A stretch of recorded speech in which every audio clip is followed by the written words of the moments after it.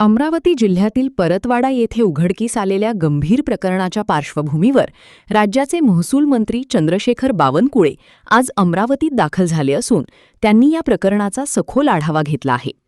या संदर्भात पोलीस अधीक्षक कार्यालयात एक अत्यंत महत्त्वाची बैठक पार पडली। ही बैठक बंद दाराआड झाली असून तपासाची दिशा, आतापर्यंत झालेली कारवाई आणि पुढील रणनीती यावर सविस्तर चर्चा करण्यात आली। या बैठकीला आमदार प्रवीण तायडे, पोलीस अधीक्षक विशाल आनंद आणि पोलीस आयुक्त राकेश ओला यांची प्रमुख उपस्थिती होती।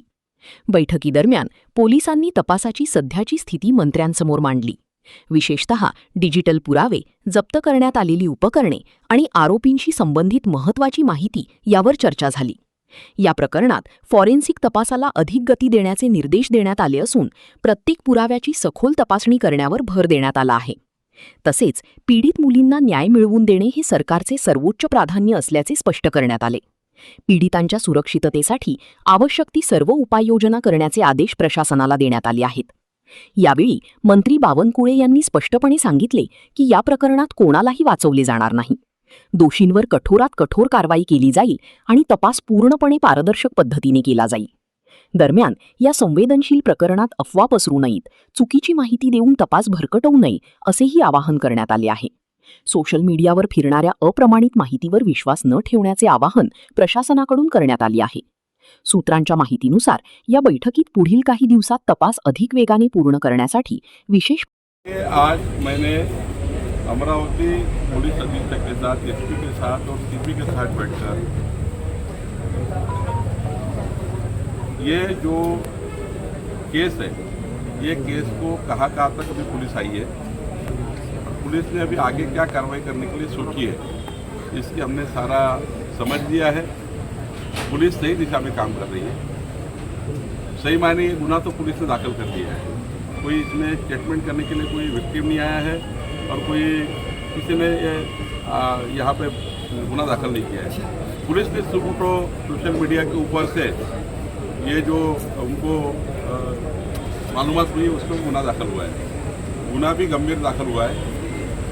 8 आरोपी को यहाँ पर पकड़ा गया है और इसमें 7 मोबाइल, 1 लैपटॉप, 1 हार्ड डिस्क और 1 टैब मिला है, जो फॉरेंसिक इसका जांच करने के लिए गया हुआ है। जल्दी वो आएगा, उसमें से सारी बातें खुलेंगी। आज एक लड़की ने बयान देने के लिए मान्य कर लिया है, उसका बयान चालू है पुलिस के साथ और उसमें जो आगे आएगा वो भी हम करेंगे, गुन्हे दाखिल करेंगे। अगर एडिशनल कुछ मिलता है तो वो करेंगे। मैं अमरावती जिले की सभी जनता से, राजनीतिक लोगों से विनती करता हूँ कि ऐसे गुन्हे में जो चल रहा है, ऐसे गुन्हे के लिए जो कार्रवाई चल रही पुलिस की, SIT चल रही है, ऐसे में कोई भी ऐसा प्रक्षोभक बयान ना करे, हिंदू मुस्लिम का बयान ना करे, जातिवाद और धर्म का बयान ना करे। पुलिस स्टेटमेंट करती है, कल पुलिस प्रेस लेगी, वो सब बताएगी आपको कौन है, कौन से लोग हैं। तो अपने लेवल पे कुछ इसमें बयान देना ठीक नहीं होगा। पुलिस को अंतिम कार्रवाई करने दें। तपास लंबा चलेगा, तपास की बहुत कड़ियाँ है और तपास की कड़ियाँ जैसे जैसे आगे बढ़ेगी वैसा वैसा ही गुना आगे जाएगा। तो निश्चित रूप से एक बात तो सही है, देवेंद्र फडणवीस की सरकार, हमारी सरकार पूरे मामले में गंभीर है। देवेंद्र जी ने आज खुद IG को बुलाकर पूरा जायजा लिया है। रोज माननीय मुख्यमंत्री, SP और पूरे टीम से बात करते हैं। मैं प्रभारी मंत्री होने के नाते रोज बात करता हूँ। जितना सीरियस पुलिस के लिए उतना सीरियस हमारे लिए भी है। हम इसका पूरा सरकार करके कॉम्बिनेशन दे चुके हैं और निश्चित रूप से एक भी आरोपी छूटेगा नहीं। देश के कोने में जा चुका होगा उसको लाएंगे।